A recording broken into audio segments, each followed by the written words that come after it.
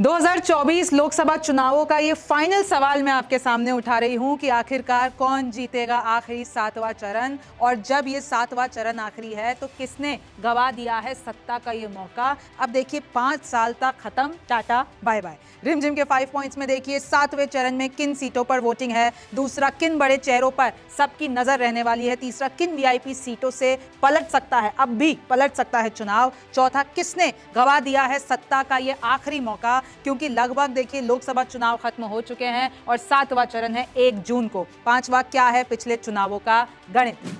तो नमस्ते, मैं हूं रिमझिम जेठानी और आप रिमझिम के 5 पॉइंट्स देख रहे हैं। सबसे पहले मैं आपको बता देती हूं, देखिए 7वां चरण है 1 जून, शनिवार का वो दिन है। 8 राज्य और यूटी, यानी अब बस आखिरी 57 सीटों पर वोटिंग बची हुई है जो कि 1 जून को होगी। और शाम में मैं आपको बता दूं 1 जून को सुबह वोटिंग हो रही होगी और शाम में न्यूज 24 का टुडेज चाणक्य एनालिसिस आपके सामने होगा शाम 6 बजे से। चुनाव नतीजे आएंगे 4 जून मंगलवार को। और अब सबको पहले तो 1 जून का इंतजार है कि एग्जिट पोल में पता चल जाए, और फिर 4 जून मंगलवार का इंतजार है जब नतीजे आएंगे। और अब अगला चुनाव होगा 2029 में, यानी 5 साल के बाद। अब सबसे पहले देख लीजिए कि 7वें चरण में किन सीटों पर वोटिंग है। तो देखिए बिहार की 8 सीटें हैं, ये सामने मैंने आपके लिए लिख रखी है, आप स्क्रीनशॉट ले सकते हैं। हिमाचल प्रदेश की 4 सीटों पर चुनाव है, झारखंड की 3 सीटें, पंजाब की सभी 13 सीटों पर चुनाव है, उड़ीसा की 6 सीटें, उत्तर प्रदेश की 13 सीटें, देखिए सब मैंने आपके लिए लिख रखा है। चंडीगढ़ में 1 ही सीट है, उस पर चुनाव है। बंगाल की 9 सीटों पर चुनाव है। और अब दूसरा आपको ये देखना है कि किन बड़े चेहरों पर सबकी नजर, मेरी नजर, आपकी नजर रहने वाली है। शुरू करती हूं वाराणसी, जहां से बीजेपी के नरेंद्र मोदी, यानी इस वक्त जो प्रधानमंत्री हैं नरेंद्र मोदी, वो यहां से लड़ रहे हैं। इनके खिलाफ हैं कांग्रेस के अजय राय। गोरखपुर में आ जाइए, बीजेपी के रवि किशन वर्सेस समाजवादी पार्टी की काजल निषाद। घोसी सीट पर आ जाइए, सुबसपा के अरविंद राजभर जो कि ओपी राजभर के बेटे हैं, और सपा से राजीव राय। गाजीपुर सीट पे देखिए बीजेपी के पारस राय और समाजवादी पार्टी के अफजाल अंसारी। मिर्जापुर की बात करते हैं तो अपना दल की अनुप्रिया पटेल और सपा के रमेश बिंद। आगे बढ़ते हैं डायमंड हार्बर जो कि बंगाल में है, यहाँ पर बीजेपी के अभिजीत और टीएमसी के आप उत्तराधिकारी देख लीजिए, भतीजे हैं ममता बनर्जी के, अभिषेक बनर्जी। पटना साहिब की बात करते हैं, यानी बिहार की बात करते हैं, बीजेपी के रविशंकर प्रसाद और कांग्रेस के अंशुल। पाटलिपुत्र की बात करते हैं जहां पर बीजेपी के राम कृपाल हैं और आरजेडी यानी लालू प्रसाद की बेटी मीसा भारती यहां पर चुनाव लड़ रही हैं। और देखिए ये बहुत ही इंटरेस्टिंग मामला रहने वाला है, क्योंकि इस बार मीसा भारती ने तेजस्वी यादव के साथ धुआंधार प्रचार किया है और सबकी नजर यहां पर है। काराकाट में देख लीजिए आरएलएम के उपेंद्र कुशवाहा वर्सेस पवन सिंह। पवन सिंह को आप जानते होंगे, निर्दलीय चुनाव लड़ रहे हैं। पहले बीजेपी ने टिकट दिया था लेकिन उसको उन्होंने ठुकरा दिया था, फिर उसके बाद यहां आकर काराकाट में पवन सिंह निर्दलीय चुनाव लड़ रहे हैं। तो ये सारी सीटें इंटरेस्टिंग होने वाली है। आगे बढ़ते हैं चंडीगढ़ में बीजेपी के संजय टंडन। में आपको बता दूं यहां पर किरण खेर का बीजेपी ने टिकट काटा, जो 2014 और 2019 में भी जीती थी, और बीजेपी ने संजय टंडन को टिकट दे दिया। कांग्रेस के यहां पर मनीष तिवारी हैं। मंडी आ जाइए, बीजेपी की कंगना रनौत, उनको टिकट मिला है, अभिनेत्री हैं,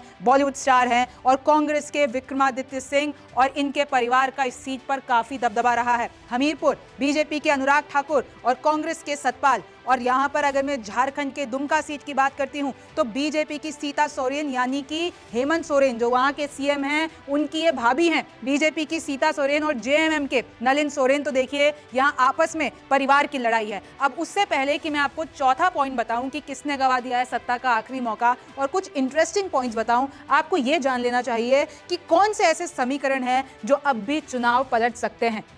उत्तर प्रदेश में मुख्तार अंसारी के निधन के बाद जनता में सहानुभूति है। इसी का लाभ घोसी, गाजीपुर व बलिया तक भी पड़ सकता है। इसी असर की उम्मीद में इंडिया गठबंधन के प्रत्याशी उत्साहित भी हैं। गाजीपुर में मुख्तार के भाई अफजाल अंसारी खुद ही प्रत्याशी हैं, तो राजीव राय घोसी में सपा से चुनाव लड़ रहे हैं। बलिया से सपा के सनातन पांडे को भी इसका लाभ मिलने की उम्मीद है। बलिया की 2 विधानसभा सीटें हैं, जहूराबाद व मोहम्मदाबाद, जो कि मुख्तार परिवार का असर माना जाता है। बात करते हैं योगी सरकार में मंत्री ओम प्रकाश राजभर के लिए घोसी सीट का चुनाव प्रतिष्ठा का सवाल बना हुआ है। अपने बेटे अरविंद राजभर को जिताने के लिए उन्होंने एड़ी चोटी का जोर लगा रखा है। घोसी लोकसभा चुनाव पर बीजेपी को कड़ी चुनौती देखने को मिल रही है। सपा के राजीव राय पर दाव चला है, जबकि बसपा ने बालकृष्ण चौहान को उतारकर ओबीसी वोटरों में सेंध लगाने की कोशिश की है। यहाँ लड़ाई त्रिकोणीय दिख रही है। बात करते हैं 2019 से और अभी 2024 के चुनाव की, तो समीकरण पूरी तरीके से बदल चुके हैं। 27 साल से पंजाब में बीजेपी के साथ मिलकर चुनाव लड़ने वाली अकाली दल इस बार अलग होकर चुनाव लड़ रही है। इतना ही नहीं, पंजाब में कांग्रेस और आम आदमी पार्टी भी अलग अलग चुनावी मैदान में है। पंजाब की सत्ता में आम आदमी पार्टी है, जिसके चलते उसे इस बार अपनी सीटें बढ़ने की उम्मीद दिख रही है और अब तो केजरीवाल भी बाहर आ गए हैं। हिमाचल की सत्ता में इस बार कांग्रेस काबिज है, जिसके चलते बीजेपी के लिए क्लीन स्वीप कर पाना आसान नहीं है। बिहार से लेकर यूपी तक में सियासी समीकरण बदले हुए हैं, तो बंगाल में भी ममता बनर्जी को अपनी सीटें बचाए रखने की चुनौती है। खंडूर साहिब की बात करती हूँ तो खालिस्तानी समर्थक अमृतपाल सिंह के निर्दलीय चुनाव लड़ने से नया मोड़ आ गया है। अमृतपाल सिखों की गोलबंदी करने वाले मुद्दे को उठा रहे हैं और इसके साथ ही आम जनता को लुभाने के लिए नशे के विरोध की बातें कर रहे हैं। खंडूर साहिब लोकसभा सीट के तहत अमृतसर, तरनतारन और पाटी क्षेत्र भी आते हैं। ये वही क्षेत्र है जहां खालिस्तान की मांग करने वाले जरनैल सिंह भिंडरवाला का गहरा प्रभाव है। कहा जाता है कि उसके साथ खालिस्तानी उग्रवाद में कूदे तमाम लोग यहीं के थे। अमृतपाल सिंह खालिस्तान समर्थक वारिस पंजाब डे नाम के संगठन का मुखिया है और इस वक्त असम की डिब्रूगढ़ जेल में बंद है। अब चौथे पॉइंट पे आ जाते हैं कि किसने गवा दिया है सत्ता का आखिरी मौका। तो देखिए, इससे आपको ये भी रियलाइजेशन होना चाहिए कि अब 2024 लोकसभा चुनावों का ये जो प्रचार है वो थम चुका है। अब बस नतीजों का इंतजार है और 4 जून के बाद ये इलेक्शन वाला ये जो लोकसभा चुनाव का चैप्टर है ये खत्म हो जाएगा। अब तक 6 चरण मैंने आपको बता दिए हैं अपने ही शो में और अभी आखिरी चरण के बारे में मैं आपको बताने वाली हूँ। इस 7वें चरण में कुल 904 उम्मीदवार हैं। इसमें से 199 आरोपी है, यानी उन पर क्रिमिनल केसेस हैं, यानी कि 22%। 151 पर गंभीर केसेस हैं। और अगर मैं पार्टी वाइज देखती हूं तो टीएमसी के 7, सपा के 7, सीपीआईएम यानी लेफ्ट की पार्टी के 5, शिरोमणि अकाली दल के 8, बीजेपी के 23, कांग्रेस के 12, आम आदमी पार्टी के 5, बीजेडी यानी नवीन पटनायक की पार्टी के 2 और बसपा यानी बीएसपी के मायावती पार्टी के 13। तो देखिए, ये सब के ऊपर क्रिमिनल केसेस हैं जितने प्रत्याशी है। और अब मैं आपको ये बता देती हूँ, देखिए इस बार वोटिंग परसेंटेज पर खूब लड़ाई हुई है।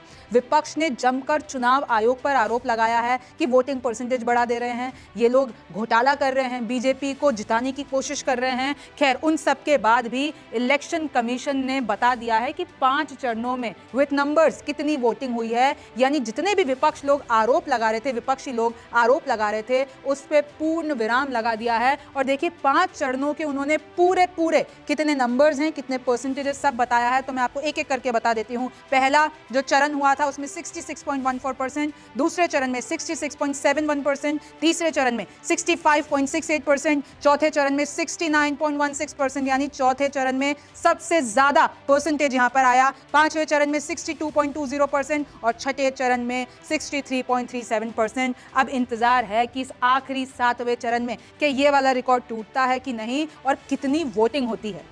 अब एक एक करके आप थोड़ा पिछले चुनाव का गणित भी देख लीजिए कि क्या है पिछले चुनावों का गणित। तो देखिए, उत्तर प्रदेश में 13 सीटें, उसमें से 9 बीजेपी ने जीती, 2 बीएसपी ने जीती और 2 अपना दल ने जीती। और अपना दल जो है वो एनडीए गठबंधन के ही साथी है। और ये सब मैंने आपके लिए आगे आगे लिख रखा है कि कौन सी सीट किसने जीती। अब देखिए, आगे मैं बढ़ती हूँ। पंजाब की सभी सीटों पर चुनाव है इस बार। तो बीजेपी ने पिछली बार 2019 के चुनावों में 2 जीती थी, कांग्रेस ने 8 जीती थी, एसएडी यानी शिरोमणि अकाली दल ने 2 जीती थी और आम आदमी पार्टी ने इस बार 2019 में 1 जीती थी। और पंजाब में देखिए, कहा जा रहा है कि बीजेपी के लिए बहुत टफ फाइट है और आम आदमी पार्टी को इस बार थोड़ा सा फायदा हो सकता है। बिहार की बात कर लेती हूँ। 8 सीटें, बीजेपी ने 5 जीती 2019 में और जेडीयू ने 3 जीती। और यहाँ पर भी थोड़ा सा टफ कंपटीशन हो रहा है। जो पॉलिटिकल एनालिस्ट है वो कह रहा है कि बिहार जो है उसमें एनडीए अपनी सीटें कुछ गवा सकता है और तेजस्वी यादव कुछ कमाल कर सकते हैं इस बार। हिमाचल प्रदेश में सभी 4 सीटें बीजेपी ने जीत ली थी। अब आप आगे आइए, झारखंड की 3 सीटों पर 2 बीजेपी ने जीती और 1 जेएमएम ने जीती। 2019 के आंकड़े हैं ये।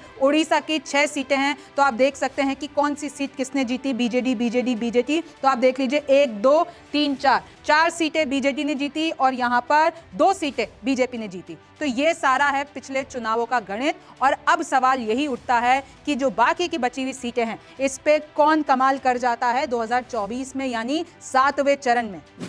तो देखिए, अब ये जो मैंने यहाँ पर लिखा है, अब 5 साल तक टाटा बाय बाय, तो मैं आपको वही कहने वाली हूँ, क्योंकि लोकसभा चुनाव के जो एक एक चरण मैंने आपको अपने शो में बताए हैं और आज का ये वीडियो उस चरण में आखिरी था, आखिरी 7वां चरण की मैंने पिक्चर आपके लिए क्लियर कर दी है। अब 5 साल तक लोकसभा चुनाव की हम बात नहीं करेंगे। और देखिए, अब सवाल यही उठ रहा है, ये तो ठीक है कि कौन जीतेगा 7वां चरण, लेकिन अब सवाल ये उठ रहा है कि 4 जून को क्या होगा, कि क्या एनडीए 400 पार जाएगी, क्या बहुमत में भी नहीं आ पाएगी, क्या इंटरेस्टिंगली इंडिया गठबंधन सरकार बना लेगा और पूरे देश दुनिया को चौंका देगा। अब ये बड़े सवाल हर किसी के मन में हैं और 4 जून और उससे पहले तो 1 जून जो एग्जिट पोल हो रहा है, उसके लिए आपको भी इंतजार करना है, मुझे भी इंतजार करना है। तब तक के लिए आप न्यूज़ 24 देखते रहिए, रिमझिम के 5 पॉइंट्स देखते रहिए। मैं हूँ रिमझिम जेठानी, फिर मुलाकात होगी।